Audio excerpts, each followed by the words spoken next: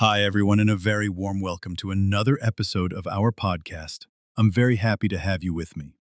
In the previous episode, we delved into the topic of anxiety and how to stop being afraid and start taking action, right? We talked about that paralysis that sometimes gets us down and how important it is to take that first step, a small step.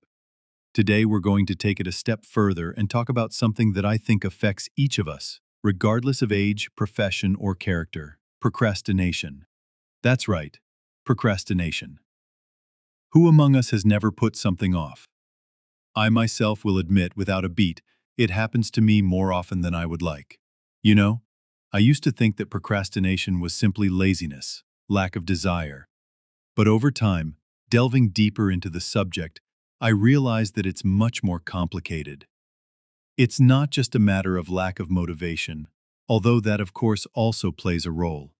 It's often a tangle of different emotions, beliefs, and even fears. And that's why I was so keen to bring up this topic in the context of our previous conversation about fear. In order for us to be on the same page, let's first define for ourselves what this procrastination actually is.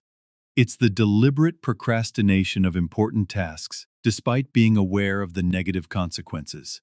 That is, you are perfectly aware that you should do something, but you choose something else, something that seems easier, more pleasant at the moment, even though you know that in the long run, it won't help you.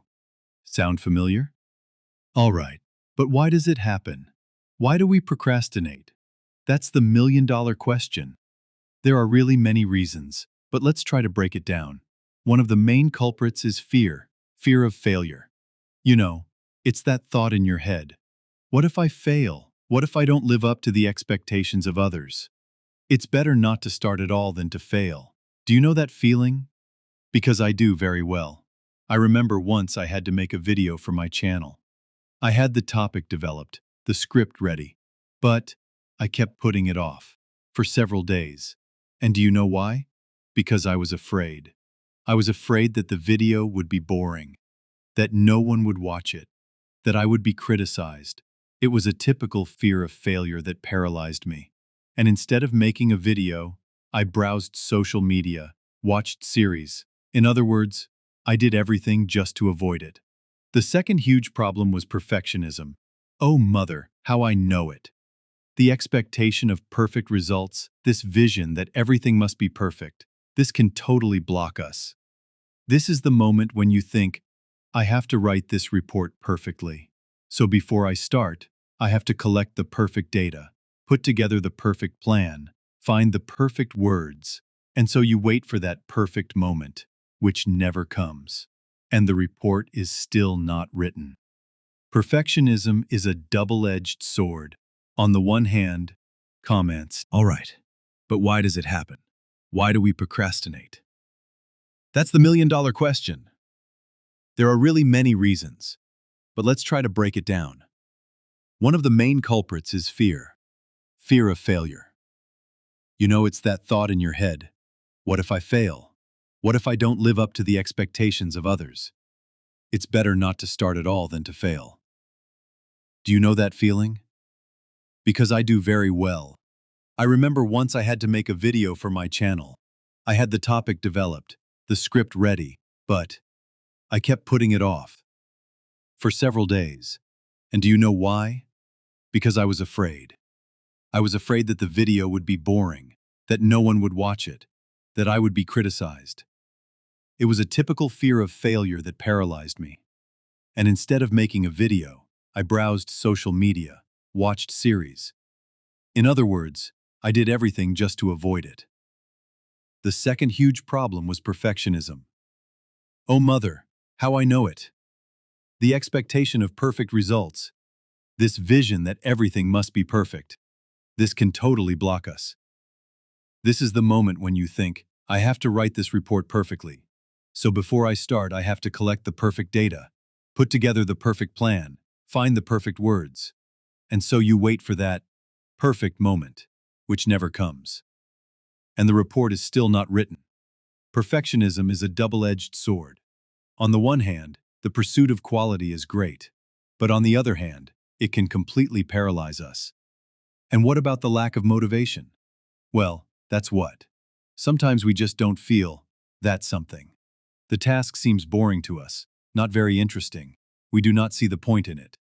Who among us likes to do things that bore him? Well, that's right. But the problem is that these boring tasks are also important and need to be done eventually. The question: how to go about it?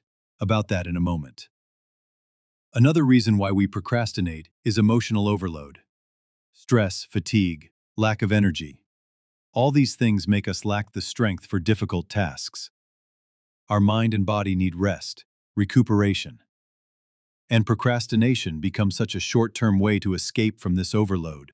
But in the long run, it only makes things worse, because the stress builds up and the task is still waiting. Also worth mentioning is the difficulty of prioritizing. When we have a lot of tasks to do and don't know where to start, we can feel overwhelmed and start putting everything off. We are afraid that we will choose wrongly, that we will spend time on something that is not the most important. And again, paralysis. And finally, low self-esteem. This is such a silent saboteur that whispers in your ear, "You can't do it. You're not good enough." And if you believe this, procrastination becomes a way to avoid confronting these negative beliefs about yourself. Do you see how many factors can affect procrastination? It's not just a matter of laziness. It's a really complicated mechanism. But the good news is that you can fight it. And now let's move on to specific strategies that can help you beat procrastination and start achieving your goals. The first and most important rule: deconstruct tasks. This is the key. Instead of looking at the giant task that overwhelms you, break it down into small, manageable steps. It's like eating an elephant. You won't eat it whole, but piece by piece. Instead of thinking, "I have to write a presentation," think, "Today I will find 3 interesting pictures for the presentation." Instead of, "I need to clean the whole house," think, "Today I will clean the kitchen." The smaller the step, the easier it is to take. And each step taken gives you a kick of motivation to keep going. Another great technique is the Pomodoro method. Have you heard of it? It's simple. You work for 25 minutes and then take a 5-minute break. After 4 such blocks, you take a longer break, such as 20-30 minutes. This helps you stay focused and prevents burnout. You give yourself such mini goals to complete, little sprints, and the breaks allow you to breathe and gain strength for the next 25 minutes of work. Prioritizing. This is also very important. Remember the Eisenhower matrix? It's a great tool. You divide tasks into 4 categories: important and urgent, important and non-urgent, urgent and unimportant, unimportant and non-urgent. And you focus on the important and urgent ones. And the unimportant and non-urgent ones, well, you can just throw them off the list. The key is to be clear about what is really important, what brings you closer to your goals. Setting deadlines. This is so simple and so effective. Set a specific deadline for a task and stick to it. Write it down in your calendar. Set a reminder on your phone. This acts as such an external whip to rush you into action. Of course, it's important to realistically assess the time needed to complete the task. It's better to give yourself a little more time than to overestimate yourself and feel frustrated later. Eliminate distractions. This is something I have to do notoriously. Turn off notifications on your phone. Close your social media browser. Find a quiet place to work. Tell household members not to disturb you for an hour. Create an environment that is conducive to concentration. In today's world, full of stimuli and distractions, this is really an art, but it's essential to beat procrastination. Motivation.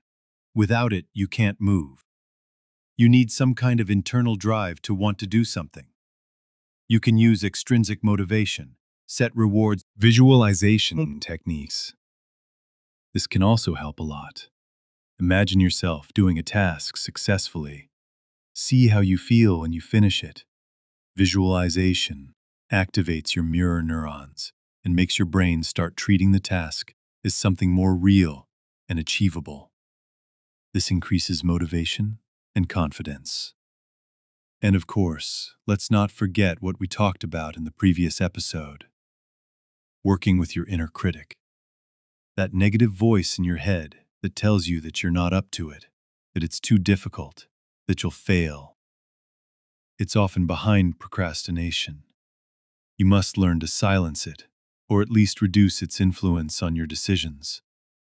Replace those negative thoughts with more supportive and kind thoughts. And you know what? Now, let's do a little exercise like this. Think of one task that you've been procrastinating on for a long time. It could be something small, or maybe something bigger. And now try to break it down into small steps. Write yourself a list of these steps and choose one of them, the simplest one, the easiest to do, and promise yourself that you will do it today. Just this one small step. Can you do it? I believe you can. In conclusion, procrastination is a complex problem that stems from many causes: anxiety, perfectionism, lack of motivation. But remember, it's not your character flaw. It's something you can change. It's important to understand why you're procrastinating on tasks and apply the right strategies to change it. Deconstructing tasks, the Pomodoro method, prioritizing, visualization, working with your inner critic. These are just some of the tools you can use. And remember, overcoming procrastination is also about overcoming fear. When you start taking action, fear becomes less and confidence grows. Every small step toward your goals is a victory over procrastination and over your fears. Finally, I have this one question for you, a homework assignment. Which task you've been procrastinating on do you really want to start today? Think about it, and if possible, do it now. Don't put it off until later. Thank you very much for listening to this episode. I hope it was valuable to you and that it gave you some motivation to take action. See you in the next podcast. Stay warm and remember, take action.